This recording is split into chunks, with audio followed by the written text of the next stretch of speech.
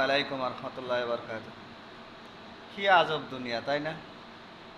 সারা জীবন বাপের গোষ্ঠী উদ্ধার করলাম, আর আমি দাড়ি করা খানা বাদ দিয়েছি, আর মাথায় একটা টুপি পরে গেছি, আর আমি হুজুর হয়ে গেছি, বুঝছেন? তো আর কি খবর? এরকম বহু মুনাফিক এই আহ, এই মুখে দাড়ি করা কাটা বাদ দিয়ে মাথায় খালি একটা 5 টাকা একটা টুপি কিনে মাথায় পরেছে, হলো হুজুর হয়ে গেছে, ঠিক আছে? অথবা ধরেন যে করে টিয়া পয়সা গুছা লয়, হ্যাঁ, হলো চলে মক্কা থেকে ঘুরে আসি, হ্যাঁ, আজই হয়ে গেছে। হ্যাঁ, তো এরকম মুসলিম ইমানদার পরহেজগার ভালো মানুষ সাজার তরিকা আছে, পদ্ধতি আছে, বাট মুনাফিক, বেঈমান, নেমো খারাম, হারামখোর, হ্যাঁ, এগুলো সাজার কোনো মানে তরিকা নাই, বা কোনো উপায় নাই, এগুলো চেনার কোনো উপায় নেই। কেন এই কথাগুলো বললাম জানেন? এই আমাদের দেশের এলিট শ্রেণীর বা ধনী যারা, এরা কোটি কোটি টাকা খরচ করে বেগমপাড়ায় বাড়ি বানায়, ছেলেদের সর্বোচ্চ দামি স্কুলে পড়ায়, সেটা বিদেশে, দেশেও আছে বিদেশেও পড়ায়। এরপরে 50 লাখ টাকার গাড়ি, শত কোটি টাকা ট্যাক্স দিয়ে গাড়ি চালায়, কিনে নিয়ে আসে বিদেশ থেকে। তারপরে কিছু ধনী আছে যারা আবার নিজের টাকা খরচ করে বস্তা পচা সিনেমা বানায়, সে সিনেমা কেউ দেখে না কিন্তু কেউ। তো এরপরে আবার কেউ নায়ক হয়, এরপরে আবার হলো কেউ আবার ওই বই লেখে, হ্যাঁ, এরপরে আবার ধরেন কেউ জনদরদি সাজে, ঠিক আছে? এরপরে ধরেন যে বিভিন্ন দেশের বিভিন্ন যে বড় বড় যে রিসোর্টগুলো আছে, সেগুলোতে যা বিলাসবহুল রাত কাটায়।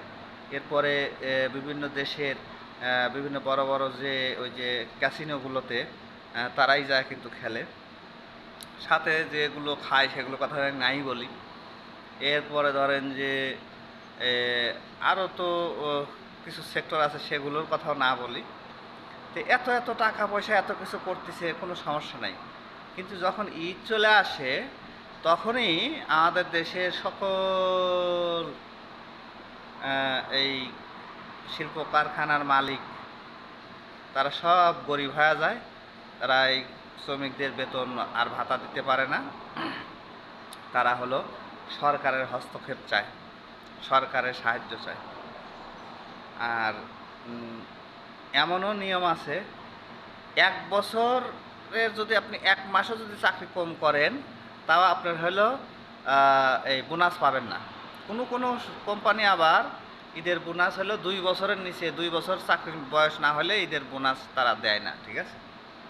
অথচ আপনার নিয়ম আছে যে উচিত হলে একটা মানুষ যদি কেরাবারা যদি 1 মাসও যদি চাকরি করে থাকে, তাকেও এই বোনাস তাকে দিতে সে বাধ্য। প্রয়োজনে তার ওই লোক 1 মাস আগে সে লোক নেবে না, যে 1 মাস পরে তাকে বোনাস দেওয়া লাগবে, আমি তাকে নেবো না, দরকার সে লোক নিয়োগ বন্ধ রাখবে।